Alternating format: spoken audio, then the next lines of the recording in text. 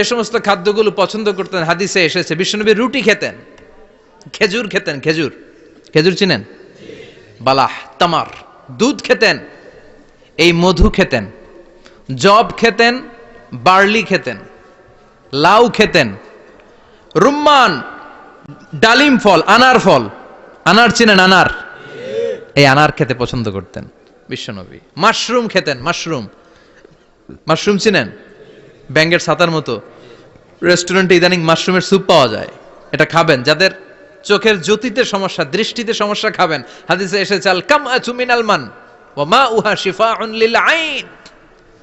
Mushroom হলো মান্না সালোয়ার মতো খাবার। মাশরুমের স্যুপ যারা খাবে, চোখের জ্যোতি যাদের কম, তাদের চোখের জ্যোতি বাড়িয়ে দিবে কে? বুখারীর বর্ণনা, কানা রাসূলুল্লাহ ইউহিব্বুল হালাওয়া ওয়াল আসাল। বিশ্বনবী মিষ্টান্ন খেতে বড্ড পছন্দ করতেন, আবার বিশ্বনবী বেশি বেশি মধু খেতে পছন্দ করতেন। সুবহানাল্লাহ। কোরআনে দুইটা জিনিসের ক্ষেত্রে আল্লাহ শিফা যোগ করেছেন, যে দুইটা জিনিসের সাথে সম্পৃক্ত হলে শিফা। এক হচ্ছে কোরআন পড়লে শিফা, অনুনাজ্জিলু মিনাল কোরআনি মা হুয়া শিফা।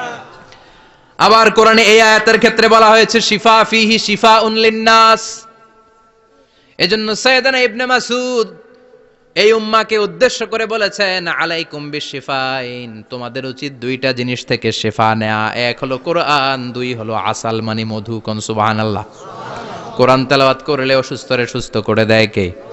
সূরা ফাতিহা তেলাওয়াত করলে অসুস্থকে সুস্থ বানিয়ে দেয় কে? আবার মধু খেলে সুস্থ বানিয়ে দেয় কে? মধু খেয়ে প্রশংসা করবেন কার? নাকি মধু হই হই বিষাবাইলা বলবেন এগুলা কখনো? খাঁটি মধু খেতে হবে। খাঁটি মধু চিনার উপায় হচ্ছে, এটাতে পিঁপড়া জমে না, এটা ফ্রিজে রাখলে জমাট বাঁধে না, এটাতে দুর্গন্ধ হয় না। এক গ্লাস পানির মধ্যে এক ড্রপ মধু ছেলে দিলে এটা পানির সাথে না মিশে একেবারে নিচে চলে যায়। খাঁটি মধু খেতে হবে। তাহলে ফিহি শিফাউন লিন্নাস। কত কিছু দিয়ে যে আল্লাহ এটাকে সমৃদ্ধ করেছেন। এটার মধ্যে গ্লুকোজ আছে, এটার মধ্যে সুক্রোজ আছে, ফ্রুকটোজ আছে, প্রোটিন আছে, মিনারেলস আছে, ক্যালসিয়াম আছে, ভিটামিন আছে। খাইলেই শরীর গরম হয়ে যায়। সুবহানাল্লাহ। এজন্য শীতকালে বেশি বেশি খাবেন, জাম্পাল লাগবে না।